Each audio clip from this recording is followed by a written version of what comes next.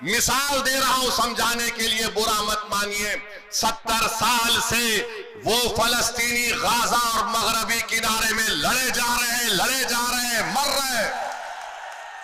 40,000 अब तक मर गए, 12 लाख बेघर हो गए, लाखों लोग बेघर हो चुके हैं। मगर उनके हौसले को देखो, वो डर नहीं रहे बल्कि मुकाबला कर रहे हैं। क्यों मुकाबला कर रहे हैं? क्योंकि इजराइल एक जालिम मुल्क है, इजराइल एक जालिम मुल्क है और वो जालिम मुल्क गाजा में नस्ल कशी कर रहा है। मगर एक मिसाल देने के लिए आपको बता रहा हूं। दूसरी बात मैं आपके सामने ये अर्ज करना चाह रहा था कि यहां पर अंसारी बरादरी बहुत बड़ी तादाद में है, उनका कारोबार पूरा का पूरा ठप होकर रह गया, कोई नहीं पूछता।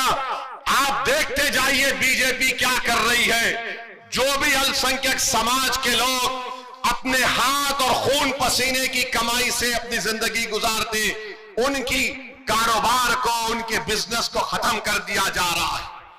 मगर कोई आवाज उठाने वाला ही नहीं, कोई लड़ने वाला ही नहीं। चुनाव आ गया तो सब आ जाते हैं कि भैया को जिताओ, दरी बिछाओ, अपनी जवानी को कुर्बान करो, उसके बाद हम ही मरते हैं, उसके बाद हम ही मरते हैं। तो मेरे अजीज दोस्तों और बुजुर्गों, मेरे भाई आप सुनिए, हाँ जिंदा है, आप भी जिंदा है, हम भी जिंदा है।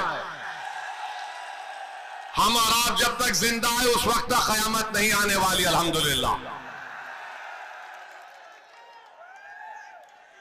अब तीसरी जो अहम बात हम आपको बताना चाहते हैं, यहां पर आप जानते हैं कि मंजलिस पार्टी जब लड़ रही है तो मुझे बताया गया कि हस्बे आदत, हस्बे रिवायत हमारे जो सियासी मुखालिफिन हैं वो बोलना शुरू कर दिए, भाजपा का फायदा हो जाएगा, भाजपा का फायदा हो जाएगा।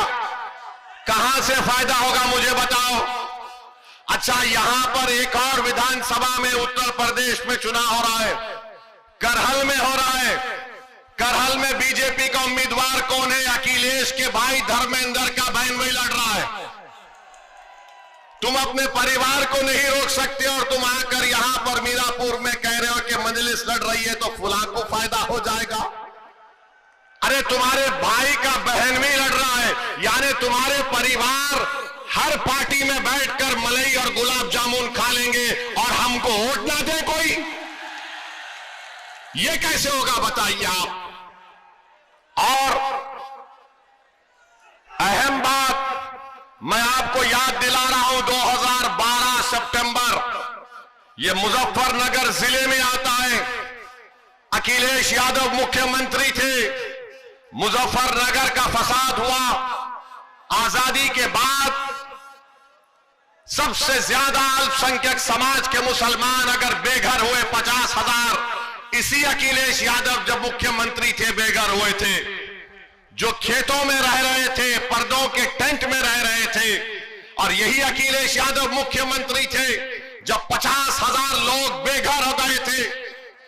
किसी के माओ की इज्जत लूट ली गई, किसी के बहनों को कत्ल कर दिया गया। आप कैंपों में जिंदगी गुजार रहे थे और अखिलेश यादव सैफई में उत्सव मना रहे थे, मुंबई से एक्टरों को बुलाकर नाच गाना करवा रहे थे। यही अखिलेश यादव थे जिन्होंने बुलडोजर चलाया था उन रिलीफ कैंपों के ऊपर। तो मेरी आपसे गुजारिश है कि याद रखिए, यही समाजवादी पार्टी की हुकूमत थी, यही मुजफ्फरनगर का इलाका था जहां पर यह हुआ था। और जब मुजफ्फरनगर का कांड हुआ, कौन उन कैंपों में जाकर फिर कर गरीबों की मदद करने के लिए आया था? मैं 3 दिन इस कैंपों में रहा, जाकर देखता रहा। उस जमाने में मैं आया और हमारे एक दोस्त शाहनवाज साहब थे, मरहूम जफर याब जिलानी साहब के साथी थे। मेरे अजीज दोस्तों और बुजुर्गों, ये बात आप अपने जहन नशीन कर लीजिए। 20 तारीख के दिन अपने के कोर्ट का इस्तेमाल करिए और फिर इस विधान यहां पर ककरौली गांव में हम पुलिस से भी गुजारिश करेंगे, आप देखते ही हमको चालान मार देते हैं। हमको मालूम आप बहुत हमसे मोहब्बत करते हैं,